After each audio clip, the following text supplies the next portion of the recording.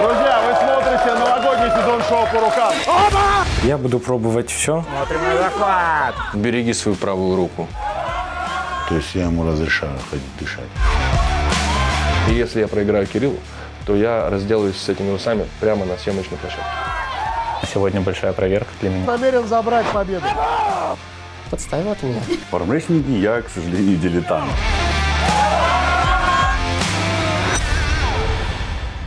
Ну что, друзья, у нас очередной международный гость, легенда пауэрлифтинга, человек, который выжил 355 килограмм, тот самый человек, который перебил мой рекорд и сдвинул меня на второе место. My friend, Джулиус Мэддокс. Yeah, it's your nickname, yeah? My nickname is Irregular Strength, but my real name is Julius Maddox. Really? It's your real name? Julius Garcia Maddox. Julius Garcia Maddox. Wow, cool. And your nickname, it's strange that we start from this. You take it, this nickname, or someone give you? My childhood friend gave it to me. Oh, really? My childhood friend said, you know, once I started lifting weights and I because I carried myself a little differently than a lot of people, and he said, "Man, you're different. You're irregular."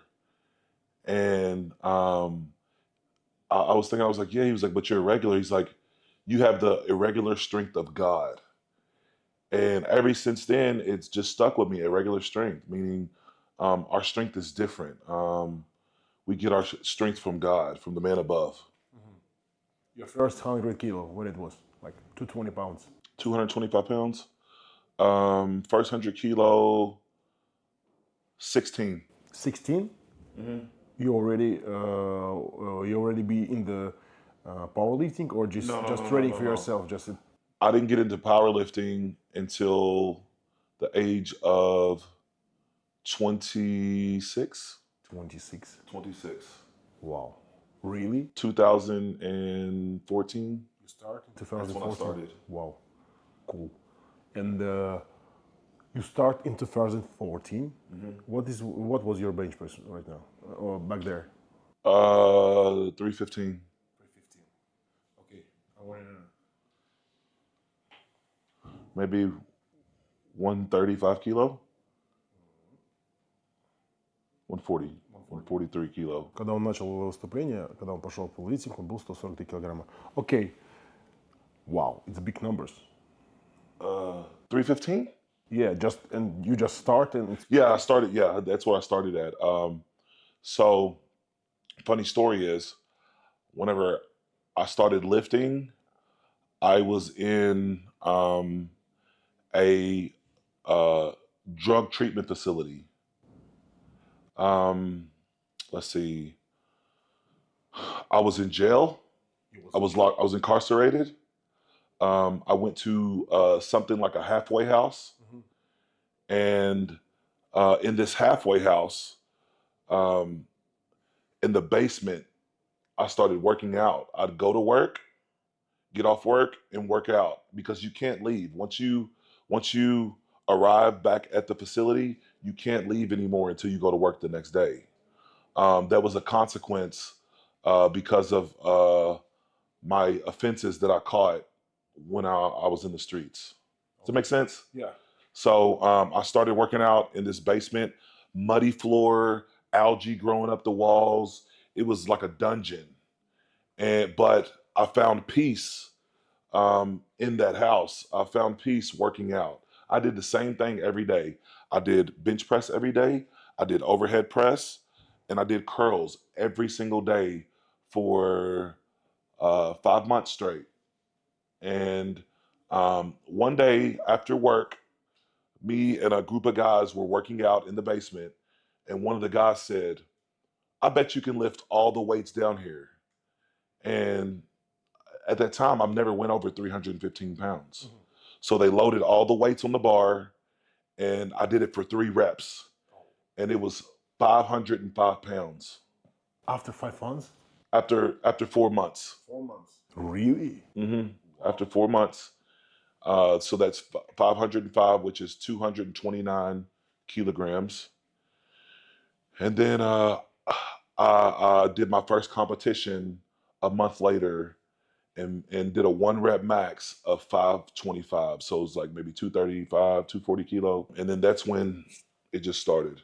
Wow, it's insane. It's like plus almost 100 kilo. Yes. Wow. Because I never pushed myself. I just did reps, a lot of reps.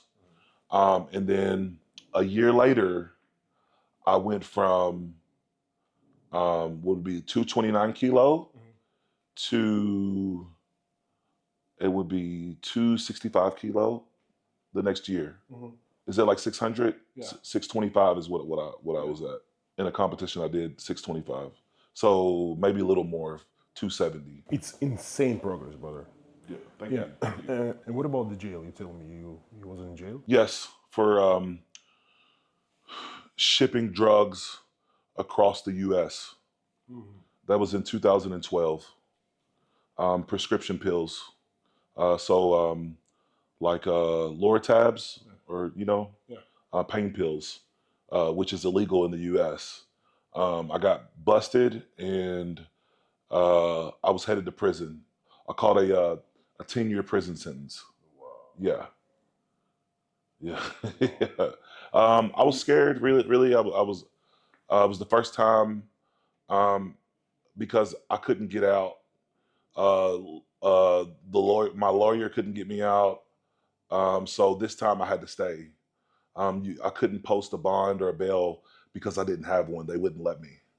So I had to do my time. How long you stay in? So they ended up allowing me to go to a drug treatment facility because I was addicted to drugs also. I didn't just sell them, I used them. So The same drug what you sell? yes. That ecstasy, and a few other supplements. So MDMA was like my favorite, ecstasy and MDMA. How do you think this sports save you from this shit? Yes. I haven't took any of those things in 12 years. 12 years. 12 years sober. Very funny story. We have almost the same. I have two way when I start: drugs and alcohol, or sport. Yeah. Yeah. So you had And to I choose the sport. choose a sport. Yes, I agree. Yeah, it's very No, but it's how the things work. it's a battle. It's a battle, constant yeah, battle. yeah. I realize I can't. Some people can do both, but I can't. Can do both. I've seen some people they can party and do all this stuff every day of the week. I can't. the way they are. I'm sorry. Where they are? These people? Where they are? Oh, in the U.S. No, not in the US. Where they are in the social media? They're champions. Who they are? I wouldn't necessarily say champions. They're just high elite level. Well, maybe, yeah, some are champions. Some are champions. Really? Yeah, some are. But I'm not. So they will go prep and they will do what they got to do. And then after prep, they will indulge. And that's a lot of American powerlifters. They get down, they party. And there is no lies told. They know how to party for sure. Wow. Yes. Yeah, no, even my coach tell me after the competition, after the long preparation, you must reset your nerve system, Yes. but not with the drugs. No, not with drugs. Just you can drink something. Yeah. Yeah. Vacation. You have a 1 week rest. Yes. You must rest. Rest Yes. means rest. And if I want to go to the gym after the competition, after competition, he told me no, never. No. Never. You must rest 1 week. Your nervous system must rest. Yes. You always be like this, like big, from the young age. From a baby. Baby. So at the age of 8, I was 179 pounds. 8 лет он весил почти 80 килограмм, 79,5. Wow. I was big kid. Wow. Yeah. When I came to the gym, I was 70 kilo. I was 15 years old. Almost, I'm almost the same tall like I am right now, maybe 5 Really? feet. You was tall? I was insanely tall. I was That's crazy. like basketball player, Yeah. skinny and tall. So you was built for volleyball. Yeah. You was like built for it. Yeah. But my bones always was like big, Yeah. big and massive. Massive, yeah. Wow. It's insane, brother. You're born to lift. And I never knew. Because I didn't find out until powerlifting until, like I said, until around 2014. So once I found out about it, I started seeing more of it. And then I think 2015, is that, when did you 2015, in November 2015. So when I seen you do it, it pushed me even more so to start working harder. I seen that there was active competition, because before you, there was really nobody else. I mean, you got Leroy Walker, you have a few others, but they were sort of on the tail end of their journey. But I seen this young kid, giant, and again, I'm all about giving respect when it's due. So like, I always say that there's like 5 people that inspired me to like keep pushing. Almost for a second, briefly, there was one point in time where I almost thought about giving up, because Corel set the bar so high in 2017, world record. 2015. It was 2015. He set the bar so high. I was only at 683, and he broke the record and set it at 738.6. I was like, there's no way I can catch up. But that's why it's important to have a coach that knows what they're doing in the industry. And my coach said, keep pushing.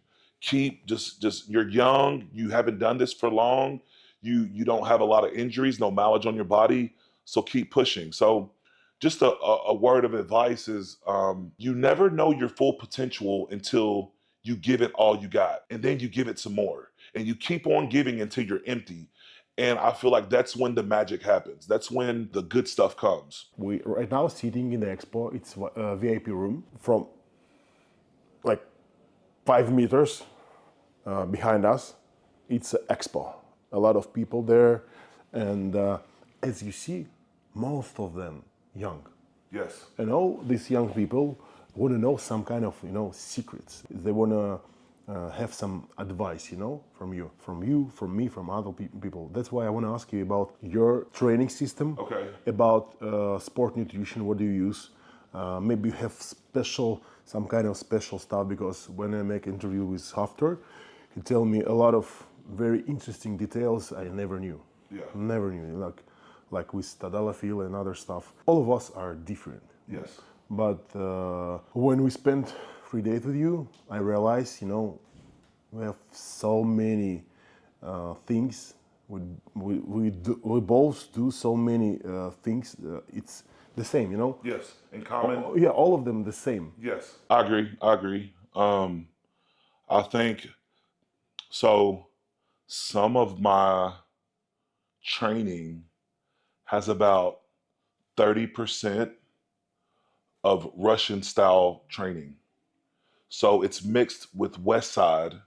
You familiar with West Side training? Sure. So like Russian volume mixed with West Side training is what we have here, is how I train. Russian training is very rich in history. And I've known this for years. Me and my coach have to talk about it all the time, because Russians have always been the strongest and most consistent. One thing that I loved is I'm saying rarely see a Russian lifter miss a lift. You just don't see it.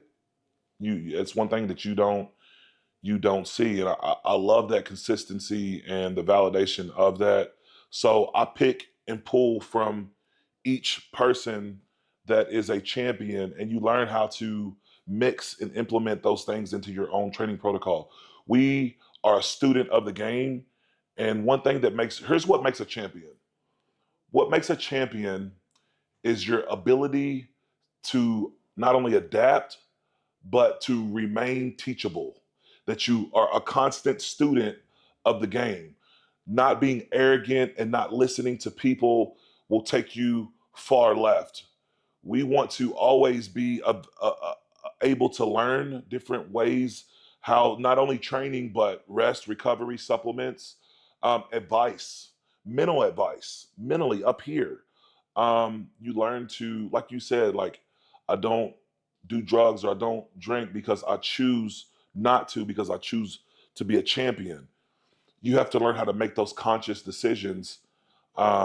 Yes, it seems fun. Everybody's partying. But you know what? I want to be remembered in history. That's what I want to be remembered as. I don't want to be remembered as the biggest partier of the group. I want to be remembered as a world champion and a person who loves everybody. That's what I want to be remembered as. One thing, what you tell us right now, it's the same what my coach tell me. Always teach. You must learn new. You must speak with the people. Don't listen them like this is a dogma, you know. Like just take some good part of their programs, you know. Take from all of the best champions, you know, the number one.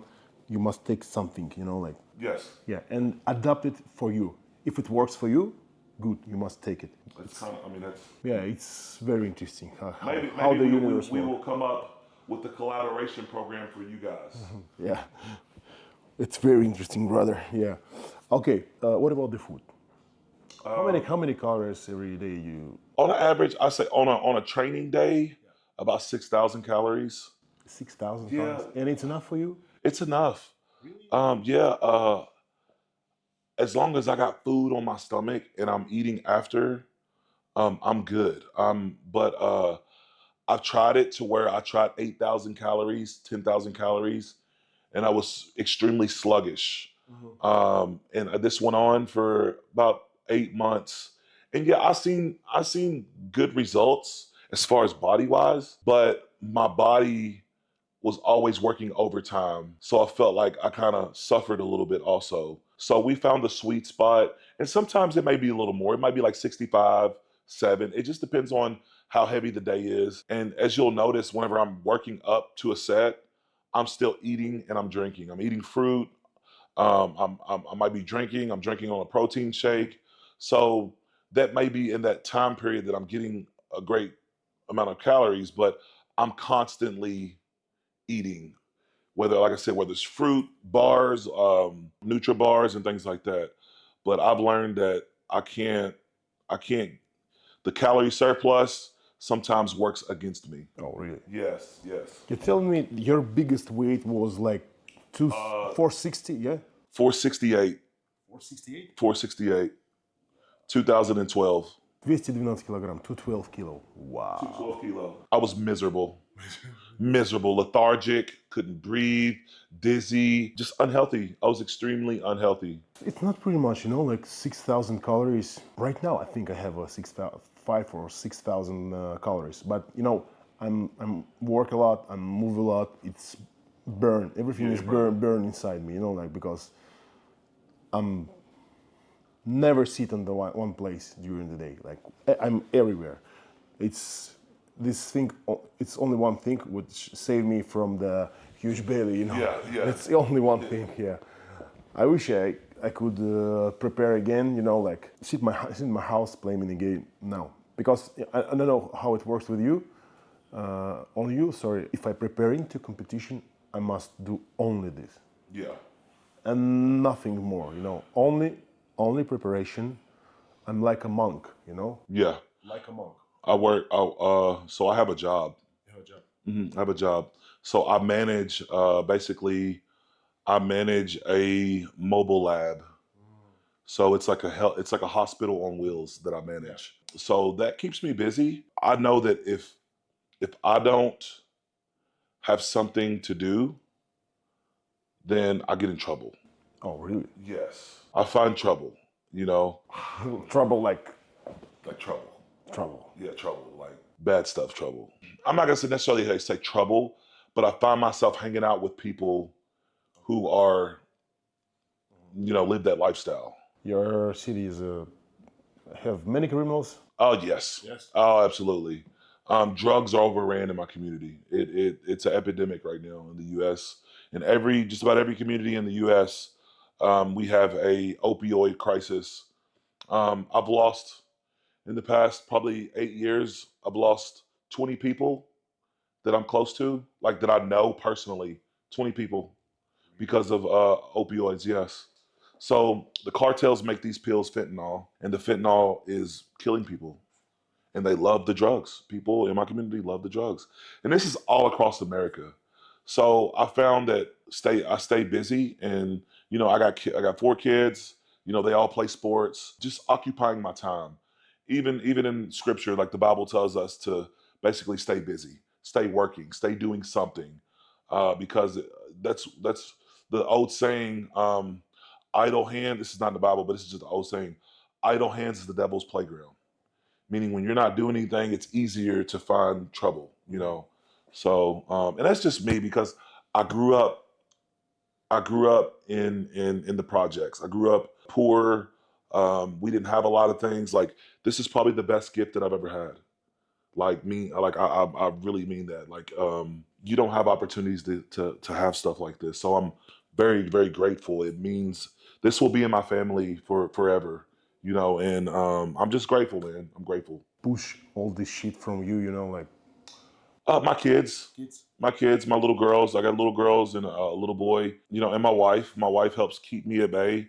But mainly, like I said, you got to have people in your life that push you to be great. So here's another gem is, if you want to be great in life, you have to surround yourself with people who are great. You can't expect to be great and hang out with people who don't want to be great. You have to surround yourself with people that's going to elevate you, that's going to motivate you to become the best.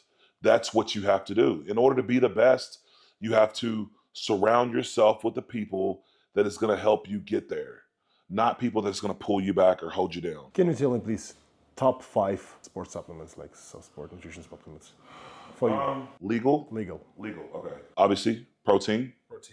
Got to have protein. What kind of protein? I take it's called Probolic SR, so it's a mix. It's a mix of multiple different proteins into one. My brand sells it, but MHP, they sell it. Good stuff. We have protein. You got to have your aminos before, after a workout. Here's another one that you got to have is basically like a carb drink mixed with aminos. It helps spike your insulin. You ever get to working out and your hands are... Yeah. You got to have some kind of drink that you can mix up that has aminos in it, but also it has sugar in it and other complexes that kind of help increase glycogen levels in your body. So you got protein, you got aminos, we call it dark matter, and then omega-3s, fish oil, caviar. You gotta have caviar. You gotta have omega-3s, and your whole vitamin complex. Vitamin B, vitamin D, vitamin C. There's so many. We can keep going. Glucosamine. Glucosamine for the joints. You familiar with glucosamine? Yeah, sure. Glucosamine. Just vitamins in general you got to have in your body. Collagen? Collagen. Oh, yeah, that's a must. So in some of our proteins, we have it already. So it's a mixture. So yes, collagen is very key. I don't want to ask you directly, like, what you usually use, but can you say me a dosage, like milligrams? Of right now I'm on 300 milligrams a test. Oh, really? Yes. Only? Only. That's the deal. What I realized? The big numbers of testosterone or other stuff, it's not the way. Yeah. If you want to take 2 grams, you must working out like fucking insane. Like I don't know. Like, I think there's only so much that your body can take. yeah. There's only so much that your receptors can hold on to. So when I'm in prep, the most I've ever done was like 450, 500. I'm slowly increasing back up to that, but I take that and like 150 of Deca, and that's it. So I'm gonna slowly start to increase those and get to about 450 to 450 tests, 450, 500 tests, and then maybe 200 Deca. And I think I'm going to talk to my doctor about, this is my first time probably running like D-ball or trend for the first time. And I will only do it for a short period of time, only once. And it'll be for the next 800 push. And I won't do it again. It's a good lesson for the people who thinks that then more do you take, the stronger you are. No. It's not working. It's not Genetics. working. I tried once, 2 grams. I'm almost blow up. My liver was fucked. My blood test was fuck crazy. I feel sick. Yeah. It doesn't work. No. And we're seeing it now, all these kids that From Instagram. from Instagram, Yeah. they're on all this gear and they're getting hurt. They're killing their body. Yeah. And it's a thing that's just revolving over and over again. So that's why things like this are important. Explaining to the crowd is that it's not always good. More is not always good. It doesn't mean you're going to be the strongest or have the best physique. There's multiple things. Your nutrition is more important. Instead of focusing so much on supplements, focus more on nutrition and how much your body needs to gain those muscles, and then slowly implement. But people think that people always thought that I've supplemented with like anabolics my whole career, but I didn't start using anabolics until 2018, after I hit 700. I hit 716 pounds completely raw in 2018. I got the blood results to show it. Really? Mm-hmm. Completely raw. No. Only thing that I was on at the time was creatine and protein. Never took anything, any anabolics or anything like that until. 318 на сухую пожал, без всего. Wow. So that explains the big jump so quick when I went from 716 to 723. 723 to 739, 739 to 744, 744 to 782. That was all within like a year. That was all within a year, about a year and a half of me starting testosterone and testosterone only. And I was only on 200 milligrams, that's it. So when I used to tell people, when my doctor told me, he said, your testosterone is low, you need to start supplementing, I was scared to do it because I've always thought that testosterone will kill you, until somebody explained to me that testosterone is in your body. Like your body makes testosterone. So once I got educated on it and understood the proper doses, I was like, okay, I'm gonna do it. But people always thought that I was supplementing anyway. So there came a point where I was like, forget what the world says, I'm gonna do it for my mental health and to make me feel better. And once I did it, I felt like somebody called me a American bear. That's what they were calling me. And that's what I literally felt like, an American bear, like I could run through a wall. And I didn't know that I was running at that capacity for years. I didn't know, so this is really in depth. I don't think I've ever been. I'm wondering, brother, how much power you have, how much potential you have, because the dosage is low and the stuff what you use, it's not even in the middle if we talk about the strong or not. Like many people don't trust us, don't believe us. Like when I tell everyone, like I never use the trembolone. No, why? They are using this shit and their results, it's not like wow. Yeah. No, I get what you're saying. So basically, you're saying, no, it's okay. So basically, you're saying that they're comparing, and because we're so strong, they can't wrap their mind around not being on all these other drugs. They can't wrap their mind around it. I just remember people telling me over and over again, like, there's no way you're natural. Yeah.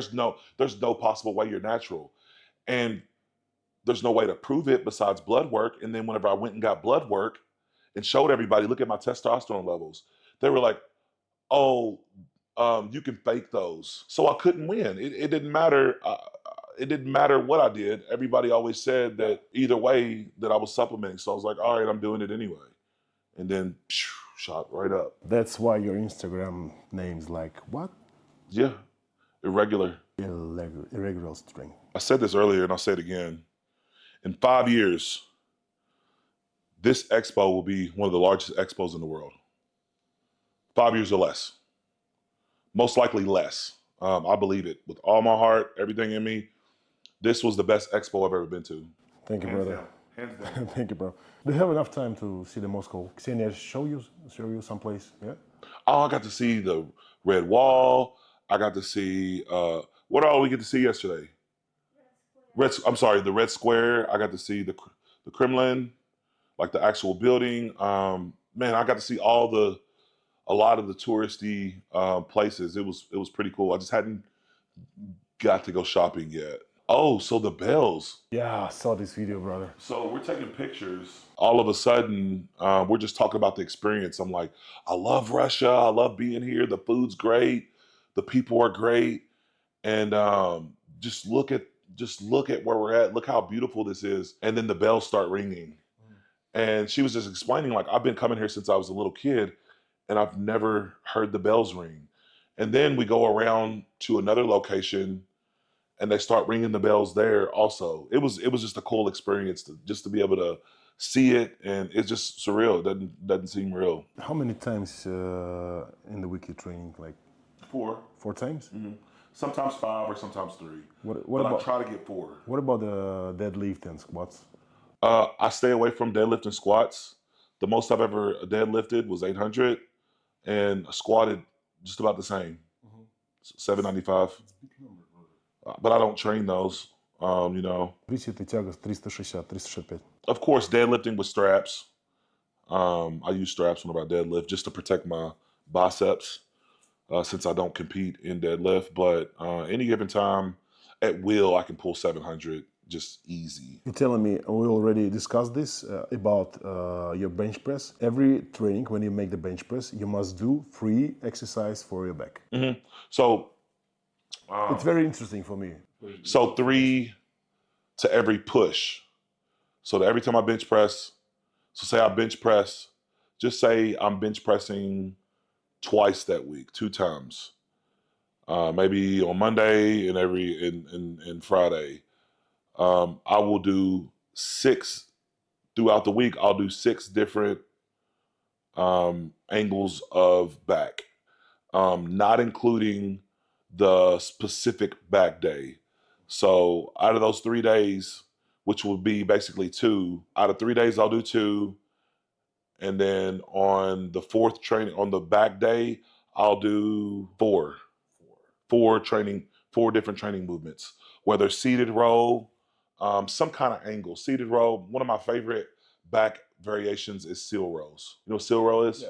Seal rows is one of my favorite back variation, simply because you can't cheat, and it's in the same plane as bench press. It's opposite. It's my favorite too, brother. Yeah, I love it. I love this. And the weight, what you can take, it's not like, not like a 200 kilos or something else. Like 100 kilo. 100 kilo. That's it. 100 kilo for me, it's like maximum. Yeah. Because And you do exactly what you do with the bench press, but you try to, yeah. Ease it up. Yeah. And I get a crazy pump. I feel the engagement. And those are the exercises that people don't want to do. They sleep on. And they complain about, oh, I can't get my bench up or my bench isn't stable, but they're not willing to do those types of exercises because it's not the cool thing to do, you know? Favorite bodybuilder? My favorite bodybuilder, Derek Lunsford. Derek Lunsford, I got 3. Okay. Derek Lunsford, well, 4 actually. Ready? 4. We got. Oh, it's new. He's new. Yeah. We got Derek Lunsford, Flex Wheeler, Ronnie Coleman, The legend. and one of my best friends, Ben Quill Maroney. Ben Quill Maroney is he's a physique guy, but he is all around one of the most disciplined people I know. This guy here. He's a physique with the board shorts, but he's just a dear friend to me, and I've seen the work and dedication. He placed. He recently placed 10th in the world. And funny story behind it is, and this is why one of my favorites is because his first competition, he almost backed out of it and convinced him to do it, and now he's ranked 10th in the world. You know, this was maybe 8 years ago. So I love those type of stories, those underdog stories. Yeah. And what about the powerlifting? Sarychev, John Hack. I've always said it. I've said it in history. Even on Instagram, I've said it many, many different times. You got Sarychev, John Hack. Obviously, at one point, it was Leroy Walker, my boy Thomas Davis, because these are people that inspired me to become great.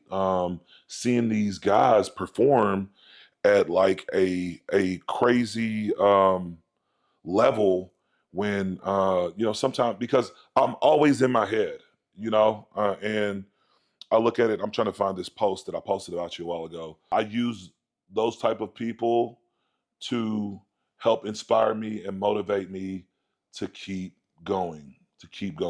Steve Johnson, he had like an 880 squat, like a 950 deadlift, 600 bench. They're goats, but a lot of them are overlooked, because let's be real, the numbers nowadays are much higher than what they used to be, So, man, I'm just grateful. I'm looking for that post. I made a solo post just about Carell about a year ago because people always ask me, to me, just because you're not number one and a person is not number one in the world does not mean they can't be, to me, they can't be one of the greatest of all time. Just because you're not, and I say that because I believe your influence and your inspiration and your character speaks louder than a reward, speaks louder than a trophy. You get what I'm saying? Yeah. That's what I believe. It's different than what most people would say or believe, but that's what I stand on for sure. Trying to find that post. Does anyone right now in the world who can be close to your numbers? How many people right now in the world can bench 300 or more? How much kilo, is 300? Kilo. 300 is like 660, I think.